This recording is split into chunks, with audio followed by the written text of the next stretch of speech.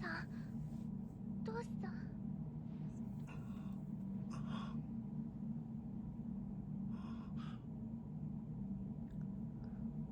之前的事儿。ここどこ？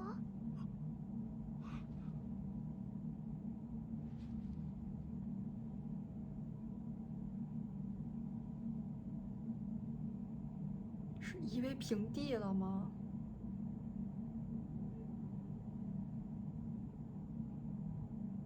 なんだこりゃ。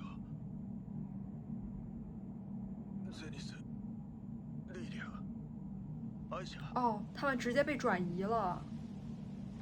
なんで俺こんなところに。あの空の家。お父さん？这次是从保罗他们这个视角来看这个灾难之后的事儿，我们根本都不知道保罗他到底经历了什么。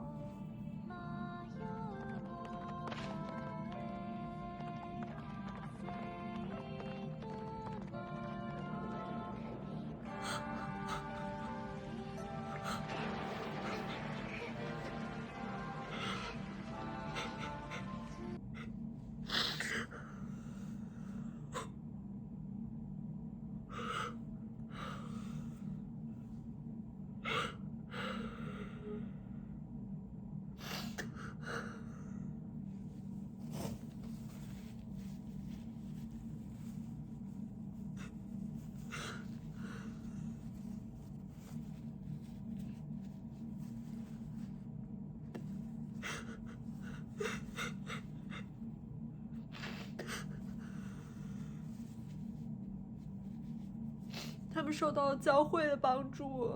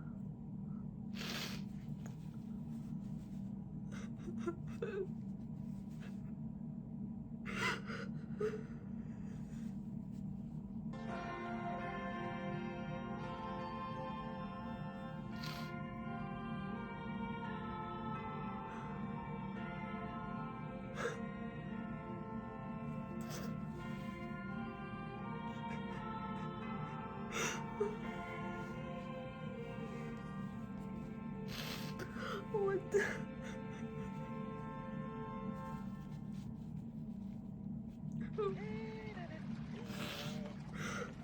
很多事情不是像这样能一笔就带过的。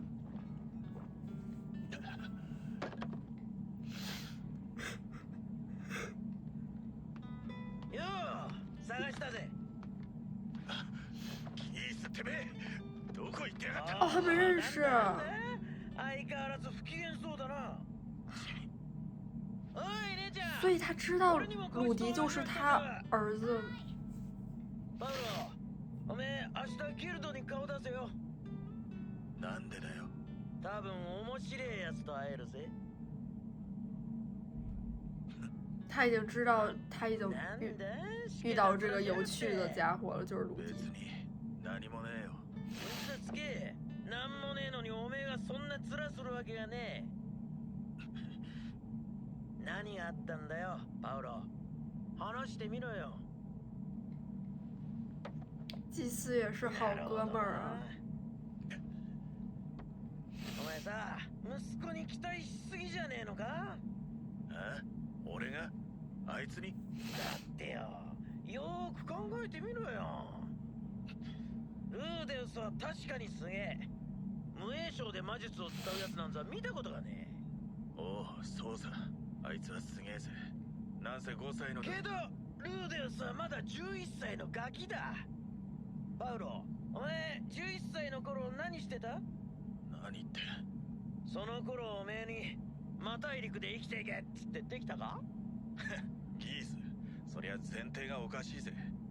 あいつはな、あのスペルド族に護衛についてもらったんだ。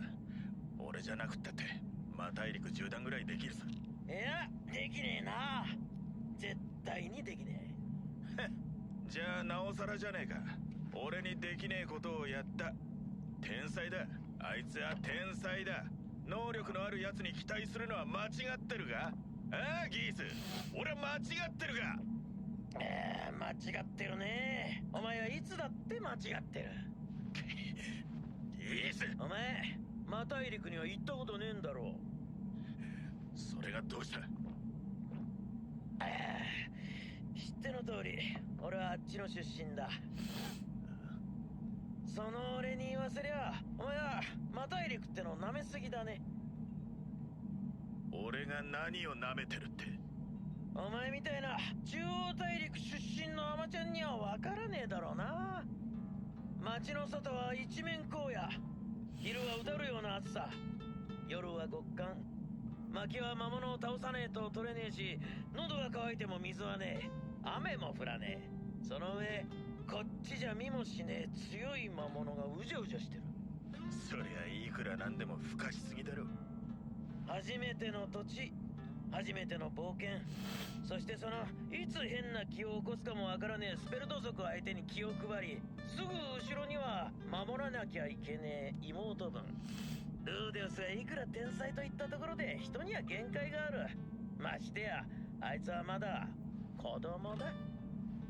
じゃあお前の言うその限界ギリギリのやつがなんであんな楽しげに冒険の話を語んだよ。只是故作轻お前を心松啊！配させないためだろ。还好有祭司。なんであいつが俺の心配なんてしてんだ？俺がダメな親父だからか？哦，そうだ。你们都不要那么逞强了。そうかよ。そうだろうな。俺は酒に逃げちまうような弱い男さ。天才様の目にはさぞ哀れに映っただろうな。別に天才じゃなくたって今のお前は哀れに見えるぜ。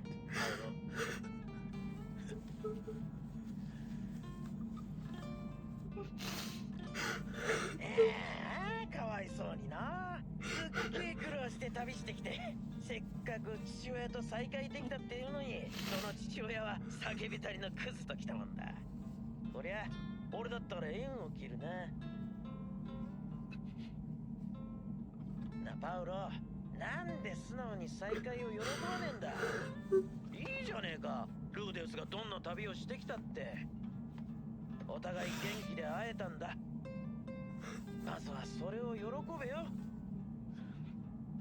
それとも体のどっかを失って目もうつろな息子に会いたかったのか。シラフで考え直してみるこったな。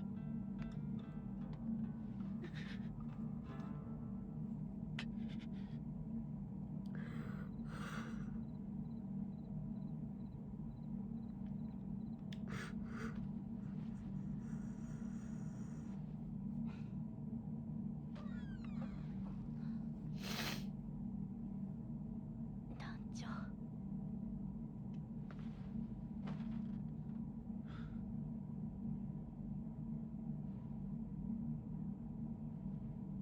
唯一的床也是给他女儿睡的。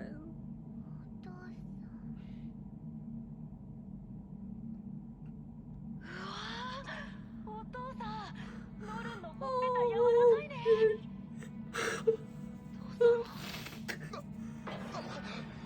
父様が早く見つけてくれないので、僕の体はこんなことになってしまいました。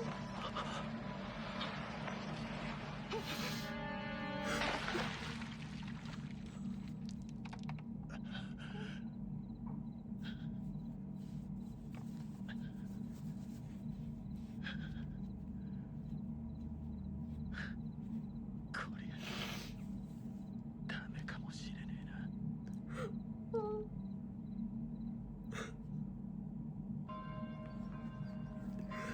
保罗已经是这样了，还要多一层这样的自责。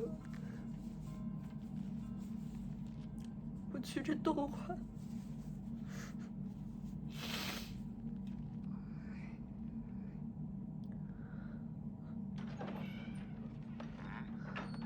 いらっしゃい。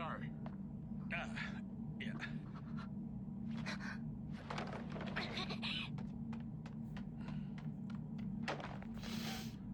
誰よあんた。パウロ・グレイラット、そいつの父親だ。知ってるわ。爱丽丝真的很护杂。女の後ろなんかに隠れやがって、随分と色男じゃねえか。哦，ルーデウスをあんな也在のに合わせておいてよくここまで来れたわね。ちょっとルイゼルド話しなさいよ。二人にさせてやる。あんたも昨日のルーデウスは見たでしょ。あんなの父親じゃない。そう言ってやるな。父親なんてあんなものだ。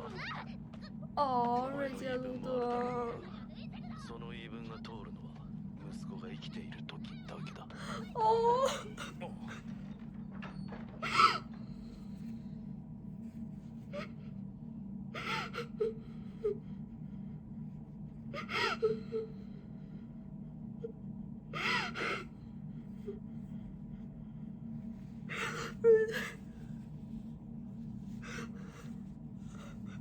あれが昨日言ってた。はい。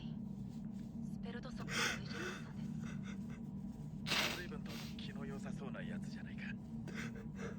怖がったりしないんですか。バカ言え。息子の恩人だぞ。それで何をしに来たんですか。いや、謝ろうと思ってな。何をですか。昨日のことだよ。謝る必要はありませんよ。はっきり言って僕はこれまで遊び気分でした。ですので父様が怒るのも仕方ありません。この大変な時期に僕の方こそすみませんでした。いや、そんなことはないだろう。お前だって一生懸命だったんだろう。弟弟不要再自己 self process。そっか。余裕か。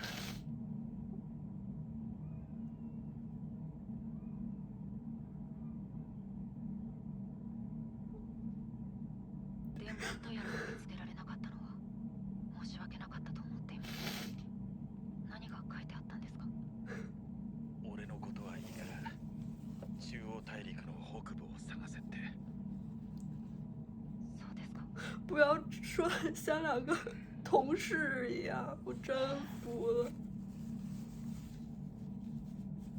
それでルディ、お前はこれからどうするんだ。とりあえずエリスをフィットアリオへ送ります。フィットアリオには何もないぞ。町も人々も全部消えた。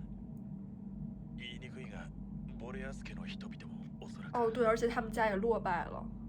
でも帰ります。しかし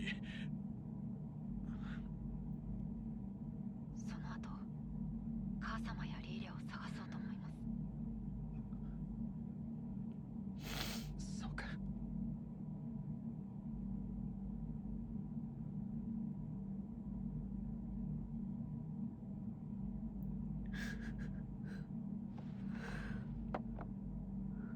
サービスだ。ありがとうございます。他们应该也没钱买了。坊主、詳しいことはわかんねえが、顔ぐらい見てやれよ。对啊，从上一集，保罗的，啊，ですか。その顔は。何ですかって。为了来道歉还专门清理了。昔同じような顔をどこかで見たような気がする。そうだ、あれは引きこもり始めてすぐの頃だった。哦，他看到了曾经的自己。相変わらず強えな。しかしいいよな。一日中ゲームし放題じゃん。俺も引きこもりてえな。学校とかだりし、うち時は父親が厳しい。不要觉得当家里蹲是一件什么很轻松的事情。守れる理由ねえかな。ふざけんな。这就根本就不能感同身受了。言えるんだ。怒んなって。さっきのはほんの冗談だろ。俺が何されたか分かってんのか。俺がこんなに落ち込んでいるのに、こいつはなぜ能天気に楽しそうに無神経にヘラヘラ話してられるんだ。そう思った。頭が冷えた時やりすぎたと思った。分かってはいた。あいつなりに俺を励ましてくれていたんだって。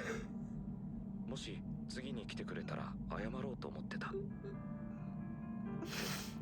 あいつが来ることは二度となかった。哦，他以前就把这样鼓励自己的人推开了，现在他又想去推开保罗。でもパウロは来てくれた。わざわざ出向き謝りに来てくれた。父様、提案があります。なんだ。こんな状況です。僕らは大人にならなきゃいけません。何が言いたいんだ。確かパウロは今年で30歳。生前の俺よりまだ年下だ。しかし俺はやることもやらず相手を責めることばかり考えていた。それに比べりゃ立派なもんだ。昨日のことはなかったことにしましょう。僕らは喧嘩なんかしなかった。今この瞬間、数年ぶりに再会した父と子、そういうことにしましょう。何を言って。でも俺もあの頃とは違う。いいからほら、こっちに来てください。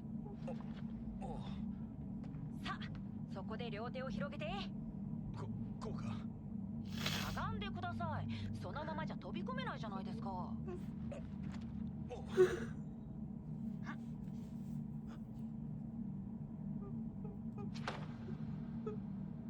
父様、会いたかった。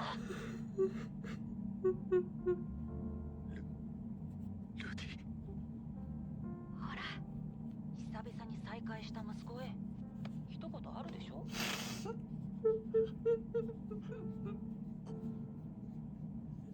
俺も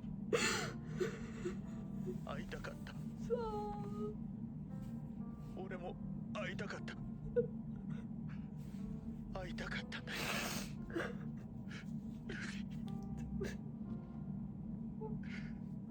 ずっと。啊，他真的找遍了。死んでるんじゃないかって思って。お前のせいで見て。ごめんな。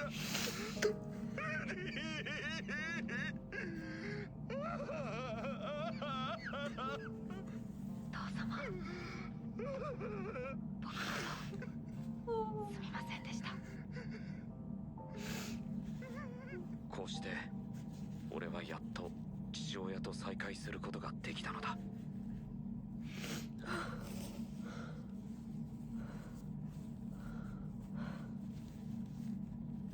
それで4人目はできたんですか？いや、それがなかなか。お前の時は一発だったんだがな。一発でこんな優秀な息子が生まれるとは、父様も運がいい。言ってろよ。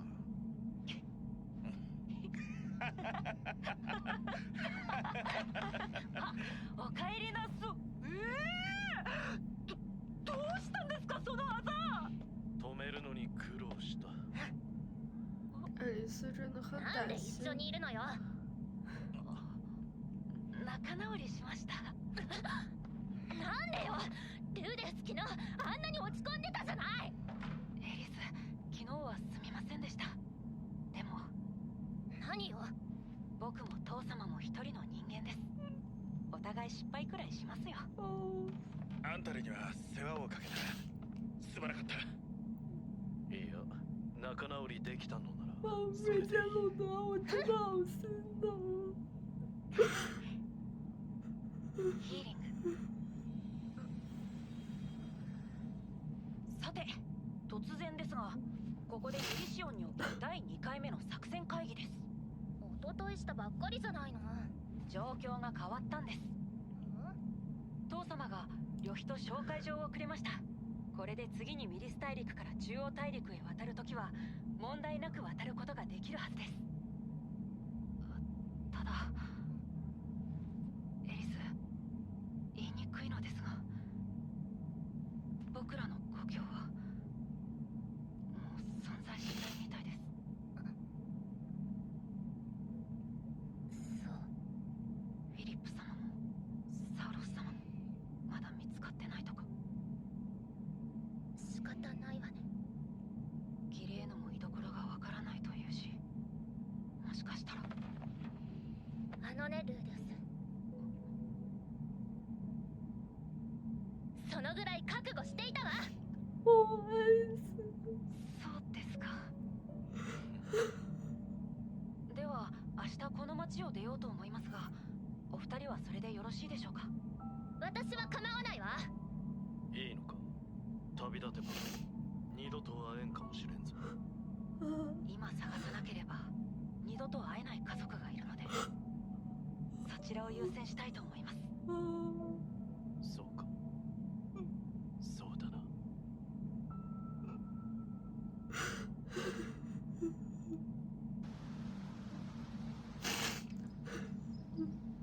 それでは行ってきます。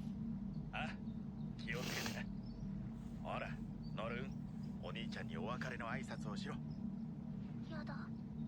ノル、何年後かわかりませんが、また会いましょう。やだ。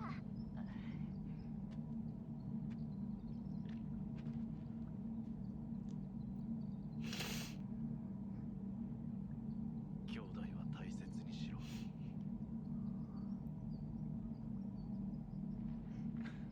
それでは父様も体に気をつけて。あ、お前もな。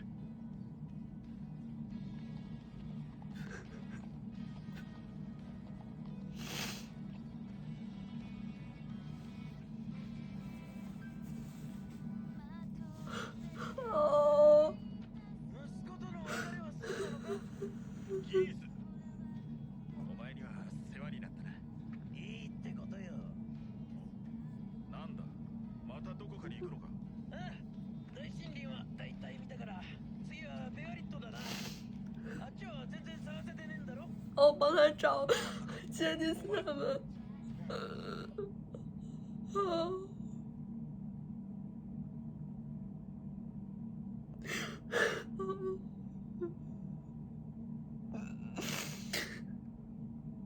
哦，保罗，还能再重新这样振作起来。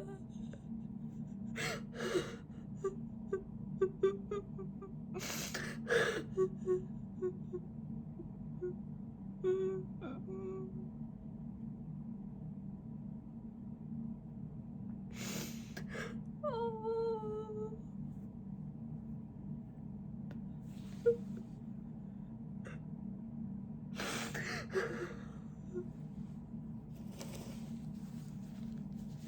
已经连着哭了2集了，我都觉得已经没法再流眼泪了，结果还是掉了眼泪。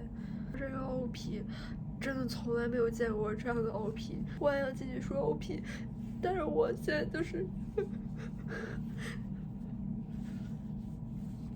但我现在满脑子都是瑞杰鲁德他说的，就是只有儿子还活着的时候才能传达给他，我真的让我自己联想到很多事情。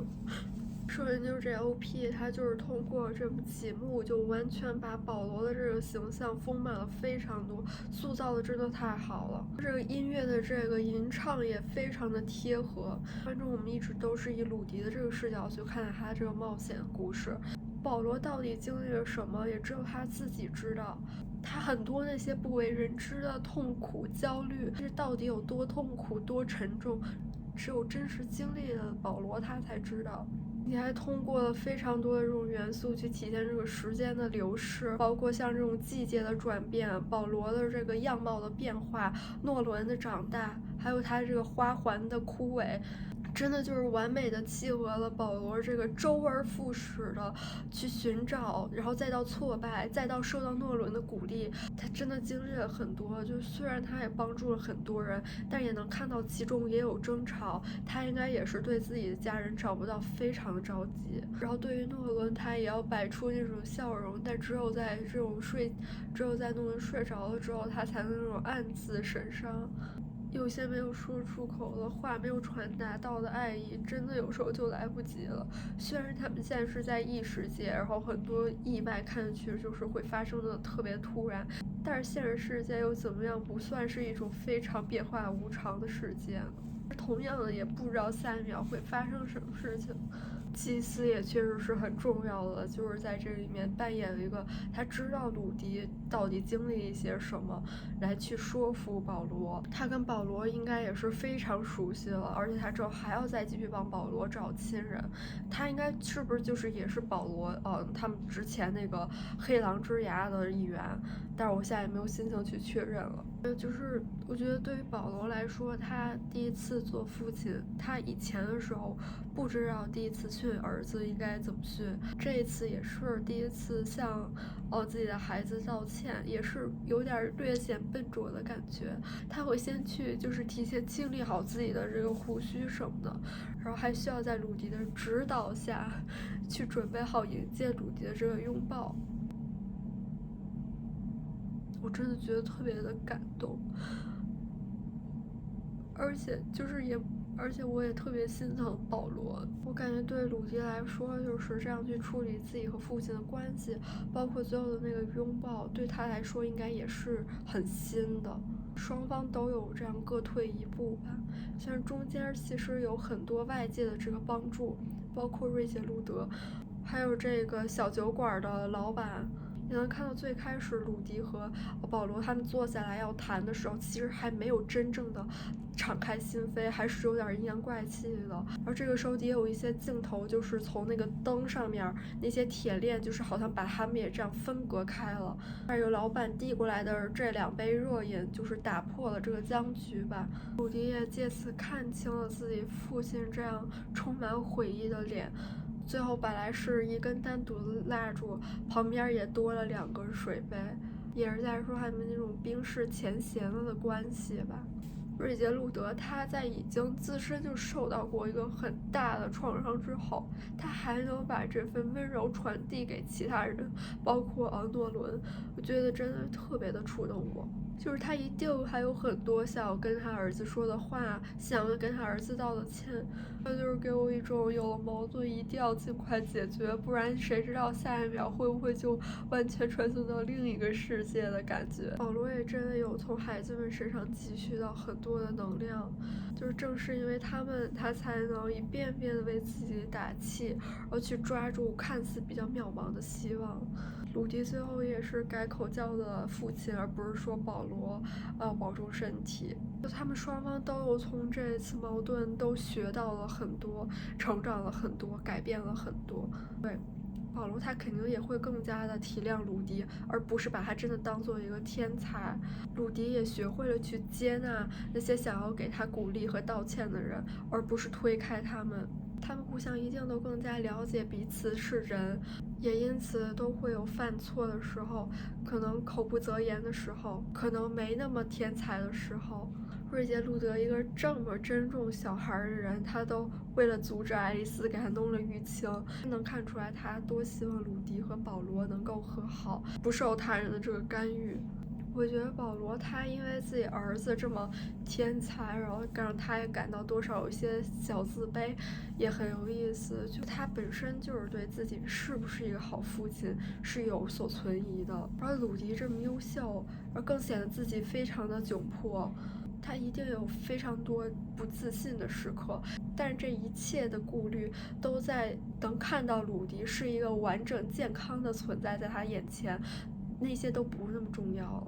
保罗他本身就有很多这些不为人知的经历，然后他还有这些不自信、自卑、自责，他还是选择去找鲁迪道歉。看到他父亲放下一些自尊，其实他也只是一个可怜的人。诺伦和爱丽丝也非常的可爱了，各自非常的互补。